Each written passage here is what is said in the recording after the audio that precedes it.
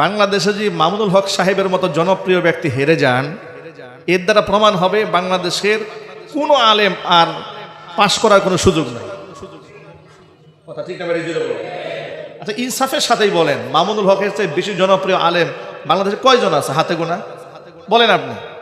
একেবারে দলমত নির্বিশেষ চোখ বন্ধ করে মামুনুল সাহেব যেখানে যায় লক্ষ লক্ষ মানুষ দৌড়ে যায়, আস্থা ভালোবাসার জন্যই তো যায়। কি বলেন? তারা হেরে যায়। চরমনাই পীর সাহেব, নাইবে আমির, কত মুরিদ, কত ভক্ত, কত মহব্বতের মানুষ, তার অভাব নাই। ঠিক না বেঠিক? যেটা বলেন, দুনো আসনে নাকি উনি ফেল। কেন ফেল? মানুষ ভোট দেয় নাই? দিয়েছে তো, মানুষ অবশ্যই ভোট দিয়েছে। ওই যে আগে বলেছি, কট্টরপন্থী মুসলমান শরিয়া চায়, তাদেরকে পাশ করতে দেওয়া হবে না, সিস্টেমে মেকানিজম করে এদেরকে হারাই দেওয়া হবে। খালেদ সাইফুল্লাহ ওই লক্ষ্মীপুরের কমলগঞ্জের এক উপজেলা চেয়ারম্যান ছিলেন, খুব জনপ্রিয় মানুষ।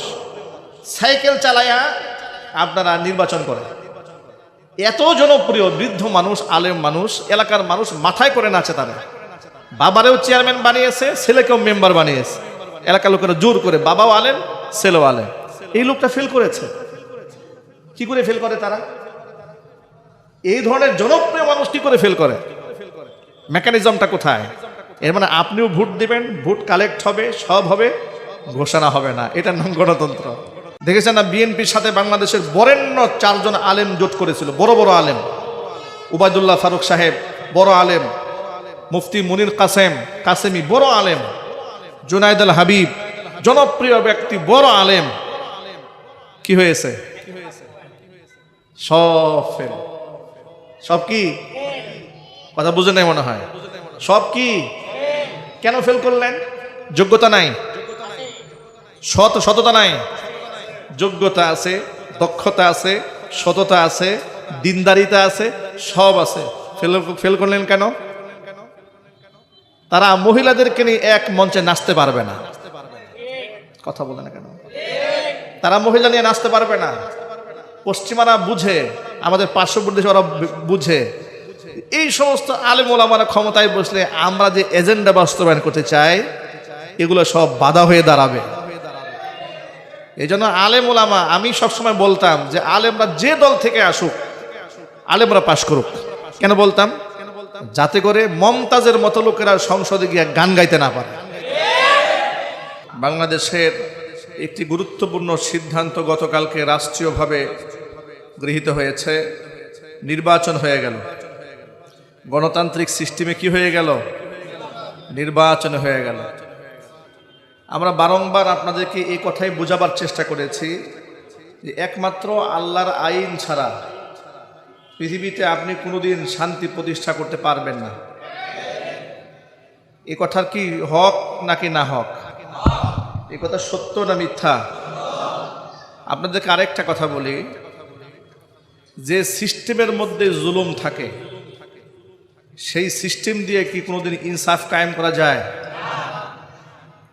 এই কথাটাই বিগত বছরগুলোতে আমাদের অনেক ভাইরা মানতে নারাজ ছিল। আমরা যখন গণতন্ত্রের বিরুদ্ধে কথা বলেছি, আমরা বলেছি গণতান্ত্রিক সিস্টেমে পৃথিবীতে কোনো রাষ্ট্রে, কোনো দেশে ইসলাম কায়েম হয় নাই, ইনসাফও কায়েম হয় নাই। পৃথিবীতে কোনো নজিরা নাই। পৃথিবীতে আপনি একটা রাষ্ট্রের নাম বলতে পারবেন না যে রাষ্ট্রে গণতন্ত্র দিয়ে ইসলাম কায়েম হয়েছে, গণতন্ত্র দিয়ে আল্লাহর আইন কায়েম হয়েছে। এর একটা এক্সাম্পল কি পৃথিবীতে কোথাও আছে? জুড়ে বলেন, আছে? এই জন্য আমরা বারংবার মুসলমানকে কথা বোঝাতে চাই, ইসলামে গণতন্ত্র নাই, ইসলামে আছে খেলাফত। ইসলামে কি আছে? খেলাফত। কিন্তু এই কথাটা বললেই আমাদের অনেক দিনী ভাইয়েরাও আমাদের প্রতি নাখোশ হয়ে গেছে। যারা আল্লাহর দিন চায় সমাজে, তারাও আমাদের প্রতি অনেক নারাজ হয়ে গেছে। হুজুর শুধু খেলাফত খেলাফতের কথাবার্তা বলেন, আমরা গণতন্ত্র দিয়েই ইসলাম কায়েম করব, গণতন্ত্র দিয়ে দিন কায়েম করব, গণতন্ত্র দিয়ে আমরা ইনসাফ কায়েম করব, গণতন্ত্র দিয়ে আমরা আল্লাহর আইন কার্যক্রম করব, শরিয়া আইন বাস্তবায়ন করব। আল্লাহর কসম, কিয়ামত পর্যন্ত গণতন্ত্র দিয়ে না আপনি ইসলাম কায়েম করতে পারবেন, না আপনি ইনসাফ কায়েম করতে পারবেন। কোনোদিনই সম্ভব নয়। গণতন্ত্রের সিস্টেমটাই হচ্ছে অযোগ্য ব্যক্তির আসনে যোগ্য ব্যক্তির পৌঁছাইয়া দেওয়ার একটা নীল নকশা ছাড়া আর কিছুই না। ঠিক না? ঠিক বলে নির্বাচন সিস্টেমটাই এরকম। এরপরেও ধরুন অনেকে বলে এই আলেমরা এক হয়ে গেলে গোটা বাংলাদেশে ইসলাম কায়েম হয়ে যেত।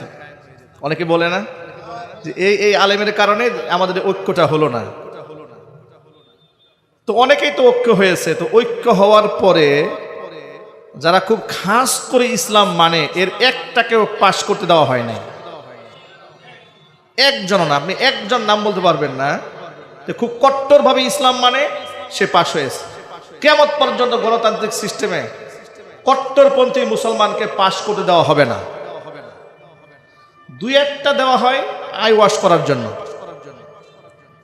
দুই একটা দেওয়া হয় কি আই ওয়াশ করার জন্য। অনেকে বলে জনপ্রিয়তা থাকলে আপনি পাশ করবেন না, পাশ করতে পারবেন না। বাংলাদেশের বর্তমানে মামুনুল হকের চেয়ে বেশি জনপ্রিয় রাজনৈতিক নেতা বাংলাদেশে একটাও নাই। ঠিক না? ঠিক বলেন। উনি রাস্তা দিয়ে হেঁটে গেলেও মিছিল হয়ে যায়। বাংলাদেশের যে কোনো জায়গায় মামুনুল হক দাঁড়াবে লক্ষ লক্ষ মানুষ জমা হয়ে যায়। সেই মানুষ পাশ করে না কেন? এই উত্তরটা যদি বুঝতে পারেন তাহলে আপনার ঝগড়া করার দরকার হবে না। ঠান্ডা মাথায় বুঝতে পারবেন গণতন্ত্র হচ্ছে পশ্চিমাদের একটা ফাঁদ। ওরা তাদের মিশন বাস্তবায়ন করার জন্য আমাদেরকে দাবার গুটির মতো খেলে।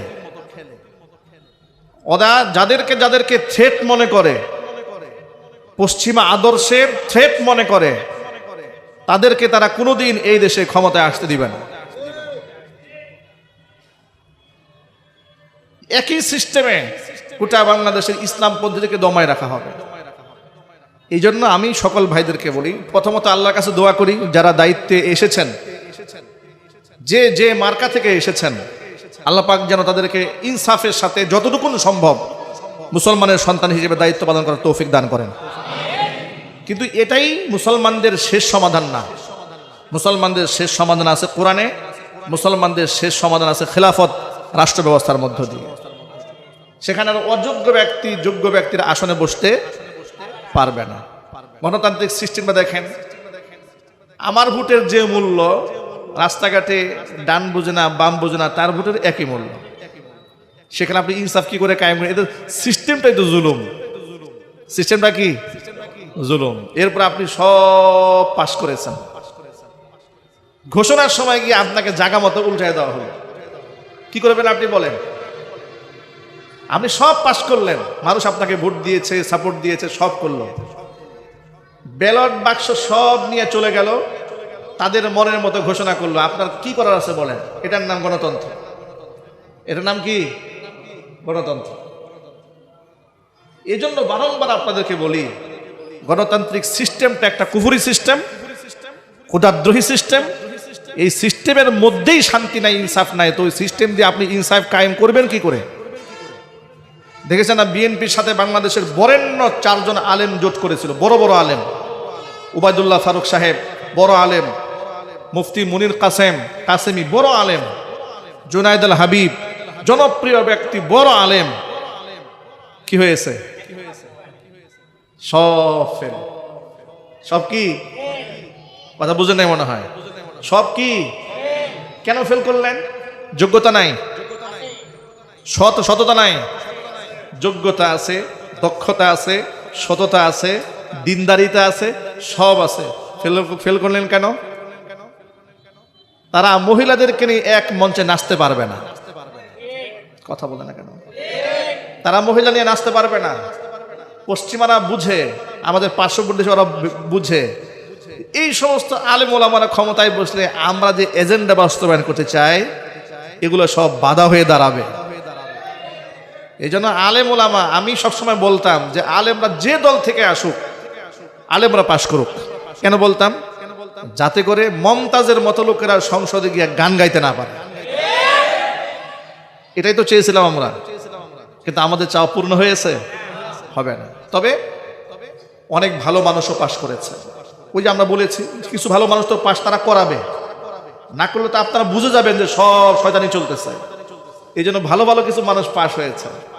এর মধ্যে বাংলাদেশের সারা জাগানিয়া হাসনাত আব্দুল্লাহ, এমন ভাবে আল্লাহ পাক এই ছেলেটাকে পাশ করে দিয়েছে, অপ্রতিদ্বন্দ্বী ভাবে তাকে পাশ করে দিয়েছে। আমরা তাদের জন্য দোয়া করি, হাসনাত আব্দুল্লাহর জন্য আল্লাহ পাক যেন শহীদ উসমান হাদির চেতনাকে বাস্তবায়ন করতে পারে, সেই তৌফিক আল্লাহ পাক তাকে দান করেন। সবাই বলেন আমিন। অনেক জায়গা থেকে কিছু আলেম ওলামা পাশ করেছে, খুব অল্প সংখ্যক আলেম ওলামারা পাশ করে, একবারে হাতে গোনা কিছু আলেম ওলামারা পাশ করেছে।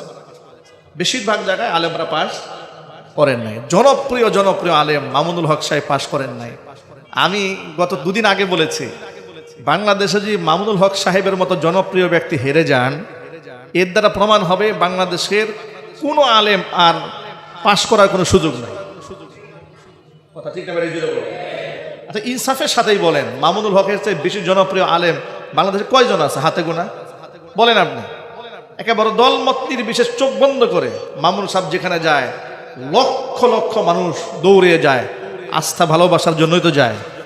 কি বলেন? তারা হেরে যায়।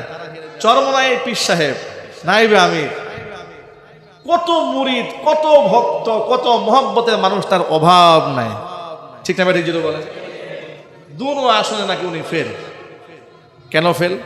মানুষ ভোট দেয় নাই?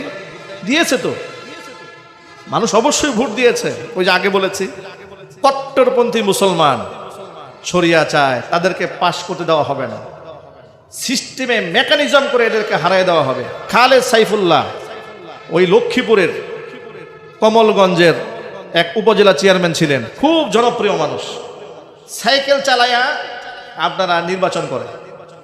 এত জনপ্রিয় বৃদ্ধ মানুষ, আলেম মানুষ, এলাকার মানুষ মাথায় করে নাচে। তারা বাবারেও চেয়ারম্যান বানিয়েছে, ছেলেকেও মেম্বার বানিয়েছে। এলাকার লোকেরা জোর করে, বাবাও আলেম ছেলেও আলেম।